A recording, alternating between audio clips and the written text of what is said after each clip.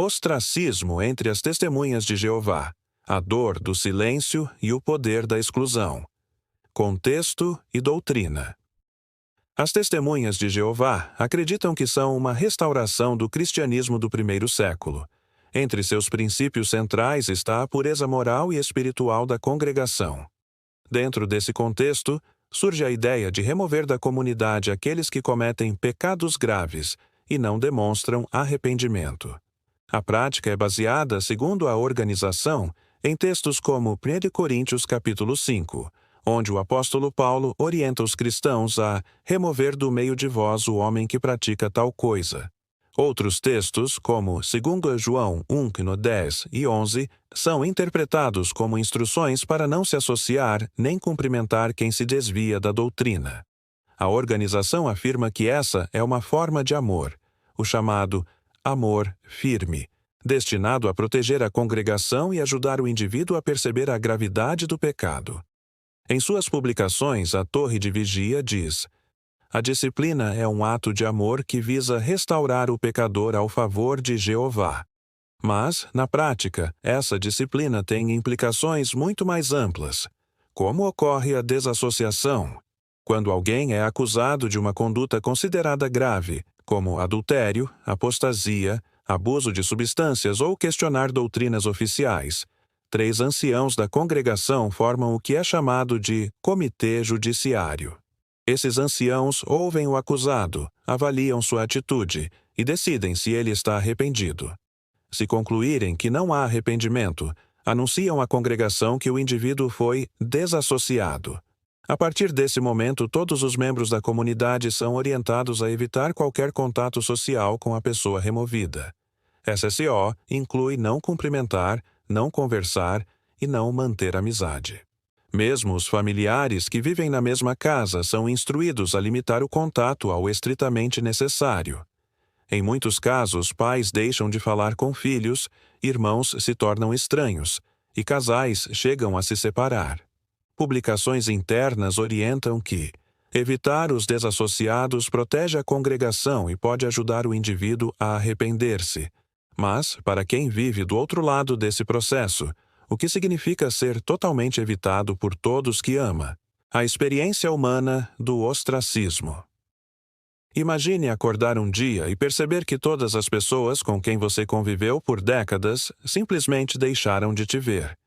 Ninguém responde suas mensagens, ninguém te cumprimenta na rua, e até seus pais te tratam como se você não existisse.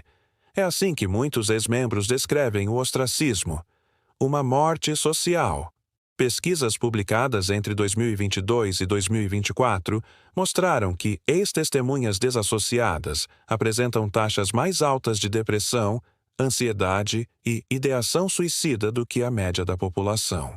Um estudo publicado na PubMed Central concluiu que o shunning, a evitação total, gera um impacto emocional comparável ao luto por morte.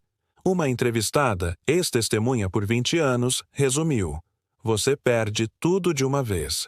Sua fé, seus amigos, sua família, sua identidade. É como se tivesse morrido e continuasse viva.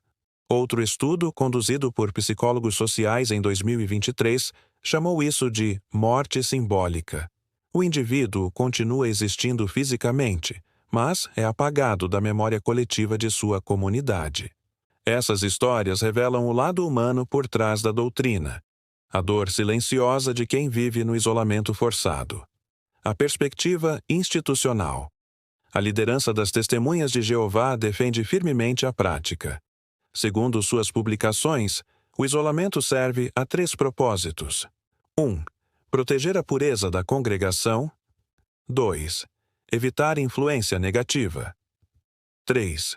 Estimular o arrependimento do desassociado. Em agosto de 2024, um artigo oficial intitulado Ajuda para os que foram removidos da congregação foi publicado, trazendo orientações para tratar os desassociados. Ele reconhece que a disciplina é dolorosa, mas diz que essa dor pode produzir frutos de arrependimento. Além disso, a organização argumenta que tem liberdade religiosa para aplicar medidas internas e que ninguém é obrigado a permanecer membro.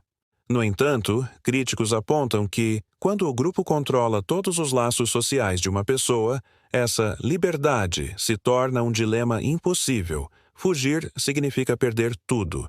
Ficar significa continuar sob controle. A dimensão social e psicológica. Pesquisadores classificam o ostracismo religioso como uma das formas mais intensas de coerção social. É uma ferramenta poderosa porque não depende de punição física, mas de um medo profundo. O medo de ser rejeitado por todos que se ama. Raymond Franz, ex-membro do corpo governante e autor de Crise de Consciência, escreveu: "Nenhum castigo é tão eficaz para controlar comportamentos quanto a ameaça de perder todos os laços humanos significativos." Psicólogos descrevem 3 fases comuns entre pessoas desassociadas. 1. Choque e negação. A dificuldade de aceitar a rejeição. 2. Depressão e isolamento. Perda de propósito e identidade. 3. Reconstrução. Tentativa de criar novas redes sociais fora da comunidade. Esse processo pode levar anos e requer apoio emocional, profissional e comunitário. As consequências se estendem à economia e à saúde pública. Pessoas excluídas enfrentam dificuldades de emprego e aumento de problemas de saúde mental. Em países como o Reino Unido e a Noruega, tribunais chegaram a discutir se o ostracismo viola direitos familiares. Casos e controvérsias recentes. Nos últimos anos, diversos países questionaram judicialmente as práticas de exclusão das testemunhas de Jeová. Na Noruega, por exemplo, um processo de 2025 envolveu uma apelação sobre se o shunning infringia leis civis. Em alguns lugares, governos suspenderam o reconhecimento legal da organização até que ela revisasse seus procedimentos internos. Em resposta, a Torre de Vigia afirmou que qualquer tentativa de interferir nessa disciplina viola a liberdade de culto. Segundo a organização, ninguém é forçado a evitar o desassociado. Cada testemunha escolhe obedecer às orientações bíblicas por consciência. Ninguém é forçado a evitar o desassociado. Cada testemunha escolhe obedecer às orientações bíblicas por consciência. Ainda assim, ex-membros relatam que a pressão social é total. Quem desobedece às instruções pode ser punido também. O debate, portanto, vai além da religião. Envolve o limite entre fé e direitos humanos, entre liberdade de crença e liberdade de relação. Críticos e estudiosos apontam sérios problemas nessa prática. Ruptura familiar e emocional. O corte de vínculos afeta não só o desassociado, mas também quem continua dentro. Pais que amam seus filhos, mas se veem obrigados a ignorá-los, vivem conflitos morais intensos. Com controle de comportamento. O medo da desassociação cria conformidade forçada. Muitos permanecem por medo, não por fé genuína.